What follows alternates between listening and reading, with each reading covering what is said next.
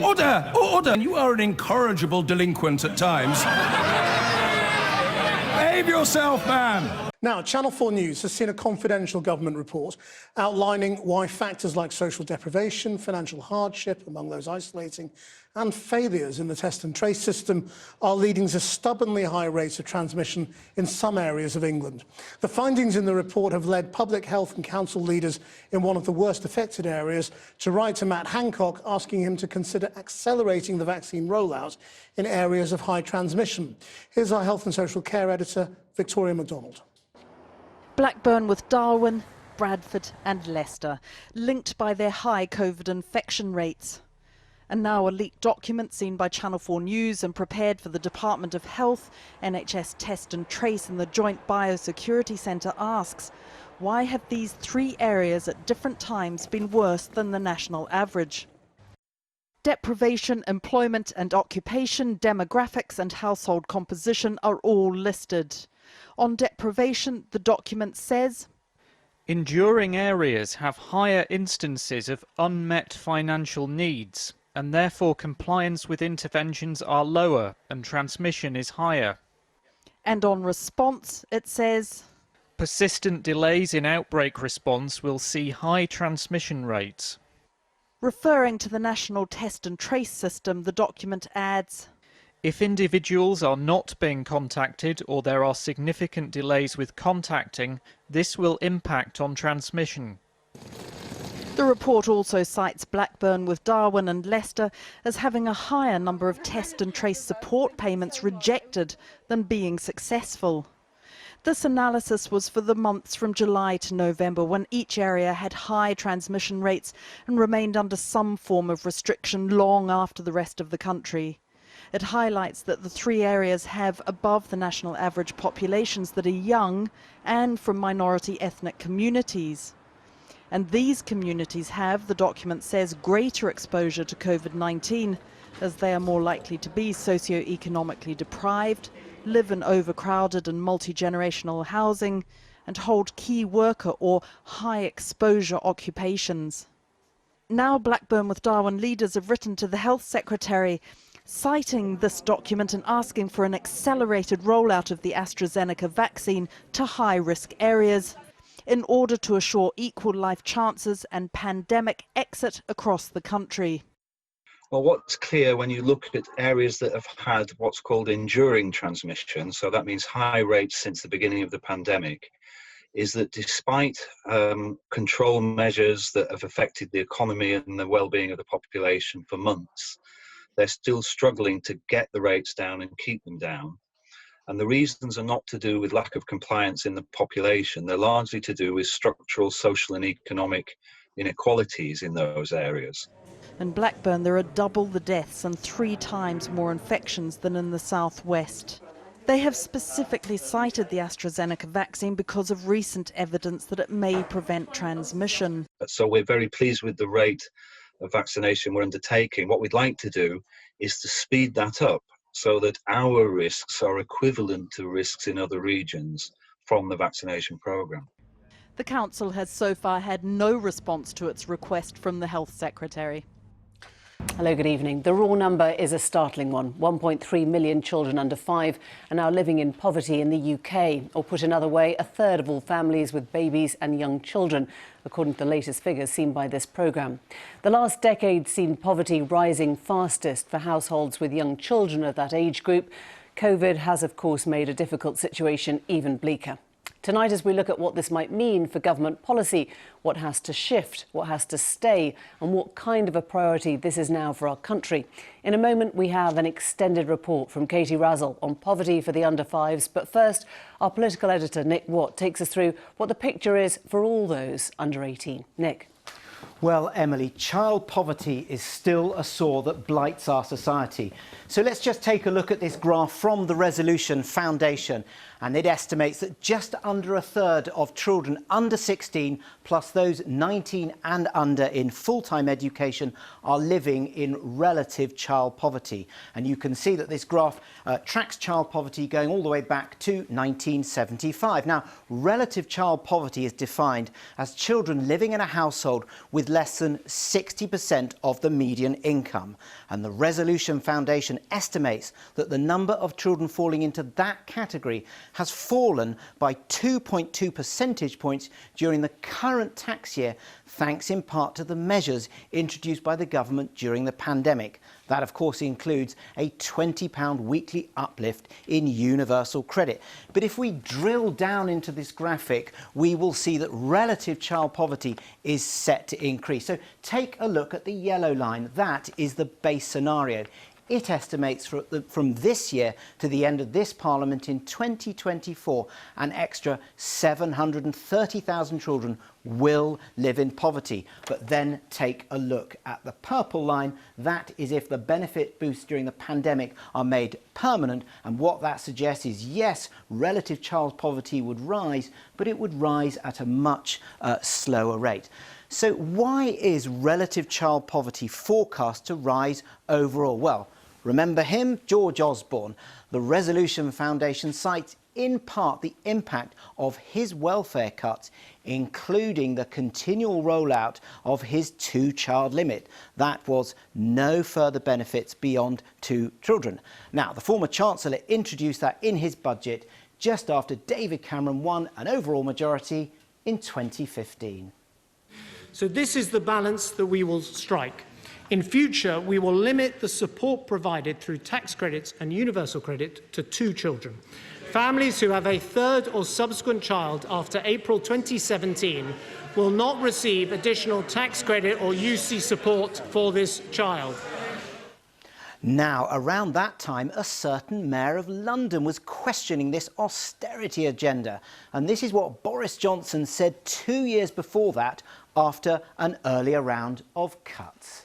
I think as a society, there's no point in endlessly berating ourselves and taking a hair-shirt attitude when what is needed now is a bit of counter-cyclical spending.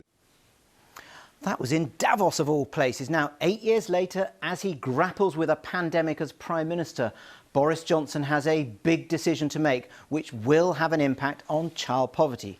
Whether to maintain that weekly £20 uplift in universal credit. Now, the government seems to be landing in the area I reported on a few weeks ago.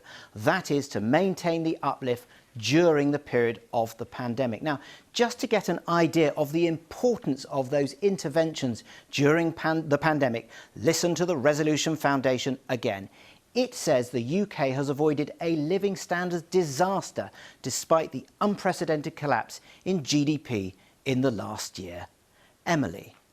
Nick, thanks very much indeed. Nick Watt there. Well, now, as we said, for one group, families with children under 5, new research shows the picture has actually worsened during the pandemic. Our UK editor, Katie Razzle, has had an exclusive look at a report by the Joseph Rowntree Foundation and the baby bank charity Little Village.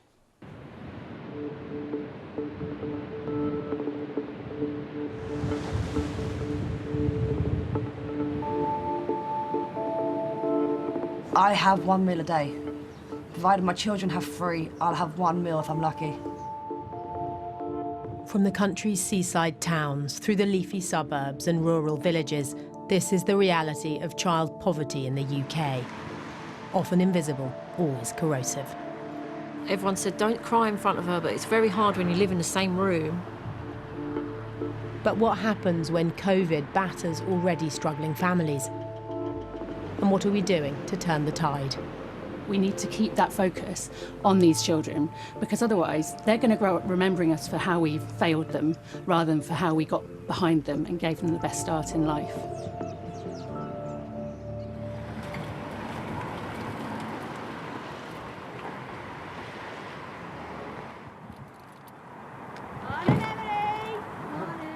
Running a pop-up baby bank, it's nappies, wipes, food. Every week we're seeing an increase of families now.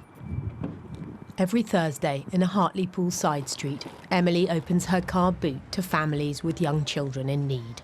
We started off with 12 our first week, and now it's on average 30, 35 and rising every week. It's just getting harder for people. Money's getting tighter. Emily runs the baby bank almost single-handedly. Since the March lockdown, she's had to take it outside, a mix of pop-up and deliveries. COVID's up demand. What we are seeing is people saying, please, do you have a coat for my child because I can't afford to feed and splash out for a new winter coat. And what do you say to that? We get one for them. We've never turned anybody away. That's okay. And how shocked have you been by what's happened, what people are telling you? Horrified. Just behind me, very close to Emily's baby bank, there is a line of getting on for 100 people. They're queuing up for the local food bank, and in amongst them there are parents, pushchairs, little babies. We've been asked not to identify any of the people in that queue, but it is a sign of the hardships out there in this town. I think she gets the pot off on Monday or Tuesday, so hopefully she'll be back then. What did you get from her? Some nappies, wipes and some baby food. At the minute me and my husband are out of work, so it's a bit tough at the minute. There was a lady I can think of before Christmas who I dropped off to her doorstep who cried, and she said, I'm so sorry to have to get in touch with you. I've been on furlough since the end of my maternity and I just can't afford things anymore, and my mum has told me it's time to stop being proud. And I went away with a lump in my throat, you know, because she was a working parent, ashamed because she could no longer provide. And we are finding an increase in furloughed or laid off work. People coming to us and saying, I'm so sorry, I never thought I'd see myself in this position, can you help me? New analysis of government data looks at incomes among UK families with at least one child under 5. 1/3 of these children live in poverty. That equates to 1.3 million under 5s. In the last decade, poverty's risen fastest for households with children in that age group, and COVID's made it worse. By July last year, 38% of these families had seen their earnings fall as a result of the pandemic.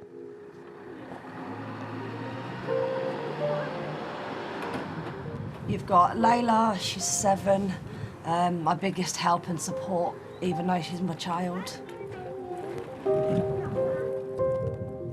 You've got Annie, who's 5, bubbly, outgoing, full of life. You've got William, he's 3. Little short man, he was a month premature, so he saw his life before his time. And then we've got Sammy, who's in the pram, who's 7 months old. So, full of beans.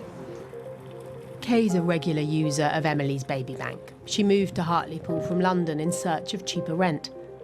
A lone parent, Kay's worked much of her life, but not now with young children.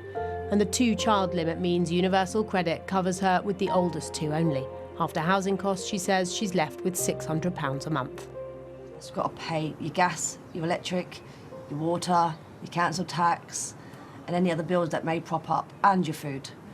So within a week, my money's gone. I've spent out. So then you've got 3 weeks, 3.5 weeks to the next payday. So it's literally scrimping and scraping off your child benefit, which is every Monday. So you're literally relying on your child benefit to see you through. And what does that mean? I have 1 meal a day. Provided my children have 3, I'll have 1 meal if I'm lucky. According to the new report, the northeast of England has the 2nd highest rate of under 5 poverty in the UK. Low-income families in Hartlepool were struggling before, and the pandemic is making things worse. Most of the cheaper shops are closed. The price of food's going up, like by 20p's, but if you work it out, it's a lot. So everything's rising, so there's no break at the end of it.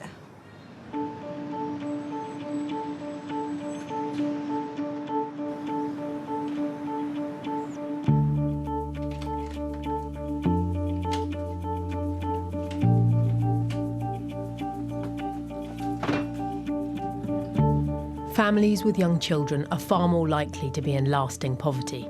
Sophia Parker set up Little Village Baby Bank in London to try and change things. But the report from her charity finds poverty in under 5s is deepest in the capital. We are supporting families where babies are not having the floor space to learn to roll and crawl.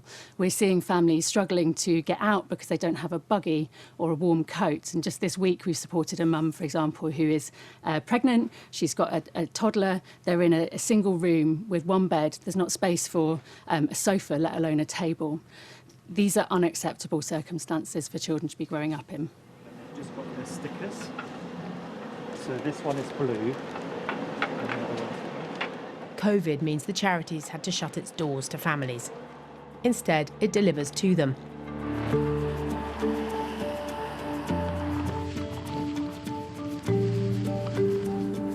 Its research shows some young children are at higher risk of poverty, not just with lone parents, but in disabled families, in households where there are 3 or more children, and in black and minority ethnic families.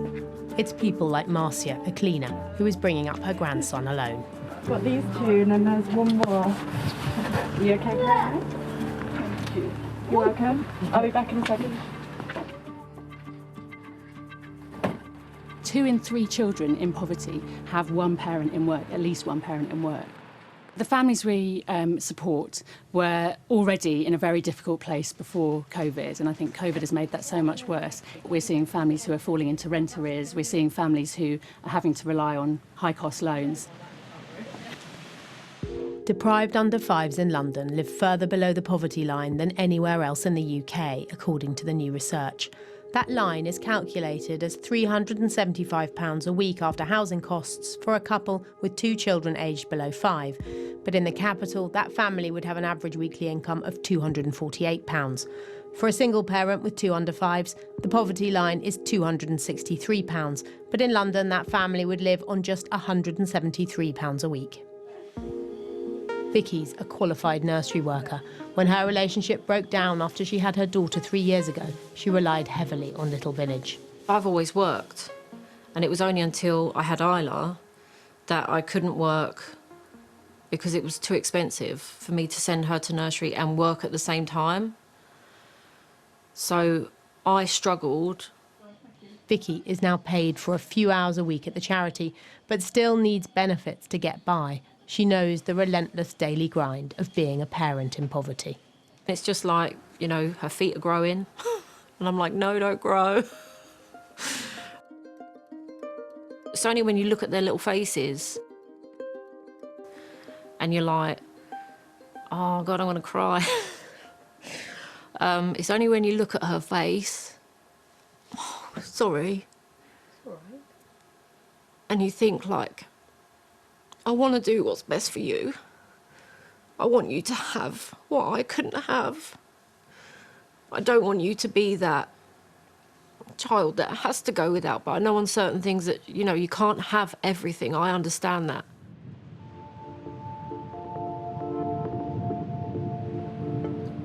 Amongst its many COVID support packages, the government's temporary £20 a week uplift to universal credit has been vital for many on low incomes. Even so, in Hartlepool, 3 months into the pandemic, Kay went into debt for the first time.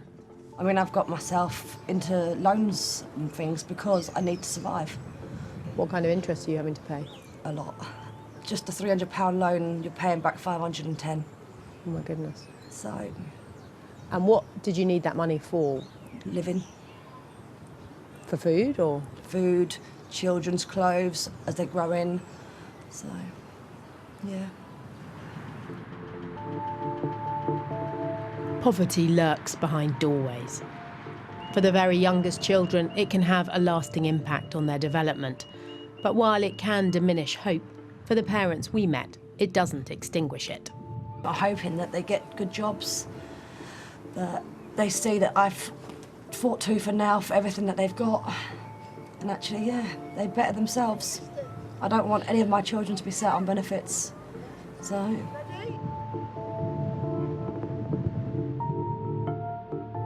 For me and Isla to live in a 2-bedroom place and me to be full-time working, just to feel comfortable would be nice. But to me, it's not all about money, and just seeing her smile every day is a lot better than money. Katie Razzle with that report. We invited the government on the programme, they declined. A government spokesperson told us we're committed to making sure every child gets the best start in life. That's why we've targeted our support to families most in need by raising the living wage and spending hundreds of billions to safeguard jobs. Additionally, we've boosted welfare support by billions, introduced the £170 million COVID winter grant scheme to help children and families during the coldest months, and in April we'll be increasing the value of our Healthy Start vouchers by over a third to help those in need with young children. Joining us now, Dame Louise Casey, former head of the government's Troubled Families programme, and the Conservative MP, the former Cabinet Office Minister John Penrose, who's chair of the Conservative Policy Forum. Dame Louise, can I start with you? I'm guessing that you won't be shocked by those figures. You will know them well.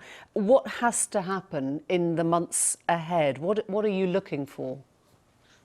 Well, sadly, I'm not at all surprised by those statistics, nor indeed the accounts that we've heard this evening. And I think what I'm looking for, I think what we're all looking for, is that the government thinks big and thinks long about what it needs to do to heal the rifts, really, that the pandemic has torn apart. And I think now the numbers are just too big to ignore. If you think that there's almost 6 million people now on universal credit. I mean, it's gone from 2.7 to 5.7 just in the period of months. We've got 4 million people furloughed. We've got 2 million people that are on what's called legacy benefits. So they haven't moved across yet to universal credit. Those people didn't benefit from the minor uplift of £20 a week put in place by the Chancellor.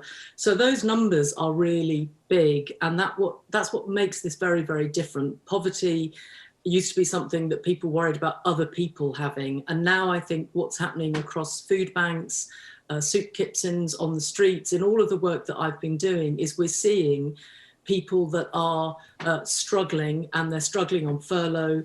So what happened before the pandemic is we know that we had a problem with poverty, and all the statistics in your programme are true, and that's been increasing. The pandemic, I think, has pushed us really apart to a country of haves and have-nots.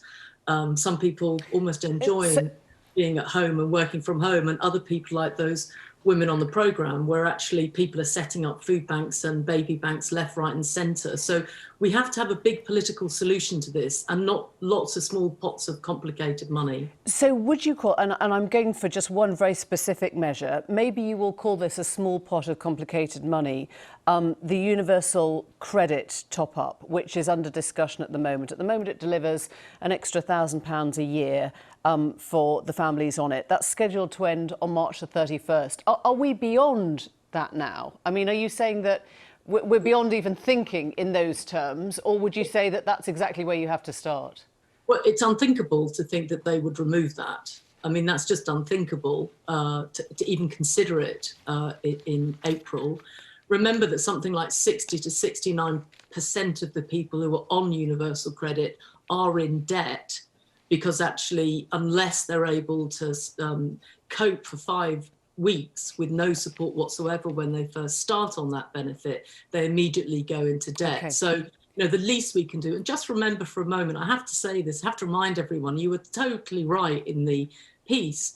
We have to remember that George Osborne took £27 billion out of the welfare budget to people who are struggling and poor in this country.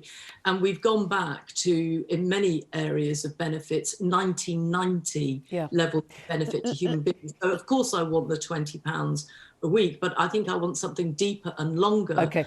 Gets the country back on its feet. Let me bring in our MP John Penrose. Would you agree with that assessment, that the government needs a massive new plan, that the whole demographic of those who need welfare support has completely shifted and changed? Yes, I mean, Louise is absolutely right to say we've got to think big and we've got to think long, because it's all very well to come up with short-term fixes which are necessary to get people through, you know, the current pandemic and the immediate aftermath. But if we're going to address the underlying fundamental causes of this, and this thing has got so much bigger because of the shock of the pandemic, then we're going to have to look at, you know, how do we reduce housing costs? You already said that the housing costs in London are much higher than the rest of the country. How do you deal with training so that people who've lost their jobs because jobs are going to change as a result of the pandemic, how do we reskill them? How do you deal with childcare costs? You heard several of the people in that report talking about the fact they couldn't afford childcare and that had kept them out of work. And equally fundamentally, how do we start looking at some of the things recommended as long ago as 2017 by Matthew Taylor and the Taylor Review about making good work. And if we look right in front of us at the near future, would you agree then with Louise that it's unthinkable to end the universal credit top-up at the end of March? You would presumably be pushing your government right now to say it has to be extended for a year, would you? Well, the Chancellor's already extended many of the schemes up until March. Yeah, I think what he's trying to do is to much will depend on how fast we come out of the pandemic and how fast the economy returns to normal. We're not going to be out of the woods presumably by the end of March. So I mean, presumably you'd say yes, that has to be extended for a year, would you? It's looking increasingly unlikely. I don't want to preempt what the Chancellor will say in his budget, but the pressures for some kind of an extension will only grow if the economy doesn't rebound faster. And ultimately, the economy is the thing that pays for all, and our taxes pay for all the benefits. So the economy's got to start working again in order for us to be able to afford all of this. But we need to make sure that people can get through the next few months in order to be ready for the rebound, ready to take the jobs when they start to reappear. It still sounds like a reluctance. Louise Casey was saying we're going back to 1990 now. Every PM talks about those burning injustices. Every leader talks about levelling up. You were a minister in David Cameron's government. I wonder if you regret those policies of austerity, voting for the bedroom tax, voting against long-term increases to disability benefits or to the public spending increases, voting against those. Do you look back now and say that was a cataclysmic mistake? No, I say that the thing which has changed the whole part of our country and many other countries is the pandemic. No one knew that was coming a few years ago. The difficulty which we have to change and deal with now is that the entire situation is new, has changed. Whatever level of poverty we went into this pandemic with, it is now bigger and it's changed shape too. So if you worked, for example, in some industries, then you are in a much tougher position than if you worked in others because more of the jobs have gone. It's much harder. It's bigger. Would you agree that it's new? No, I'm sorry. I have a huge amount of respect for John, and it pains me to say that I think that where he is right, John, where you're right to say the pandemic has put this into a different league. Nevertheless, I think that what the pandemic has done is put a real spotlight on where we already had difficulties, where the system was creaking. Some of those decisions just went way too far. Taking 16 billion out of local government, and now God knows what we would do without them during this pandemic. Taking 27 billion out of welfare benefits. Look to where it's got us. But we could put all of that behind us and say, look, we are where we are in 2021. Louise. There are many people in the Conservative Party across the political divide that are just like John, who are saying, listen, we are where we are. We've got this massive problem of both poverty and income, and we must do something through it. John, I'm so sorry to cut you off. We're just out of time there, but thank you both very much. Thanks for joining us.